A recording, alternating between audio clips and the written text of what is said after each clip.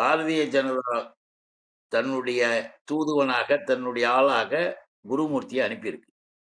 ஏன்னா, குருமூர்த்தி என்பது துக்ளக் குருமூர்த்தி. சரி அவரு என்னங்க துக்ளக் குருமூர்த்தி போனாரு, வந்தாருன்னு சொல்லிடுவாங்க. இப்ப மற்றவர்கள் யாருக்கும் அந்த பவர குடுக்கல. ஏன்னா, மேல இருக்கிற பாரதிய ஜனதா அவங்கள நம்பல. அது தமிழ் இம்சியா இருந்தாலும் சரி, அது இந்த அ ஆ மிஸ்டர் 420 மல போன்றவர்கள் யாராக இருந்தாலும் சரி, வானதியாக இருந்தா எதா இருந்தாலும், சும்மா பேருக்கு அவங்களுக்கெல்லாம் ஒரு இது குடுப்பாங்களே தவிர, அதிகாரப்பூர்வமாக குருமூர்த்திய அவர்கள் அனுப்பியிருக்கிறாங்க.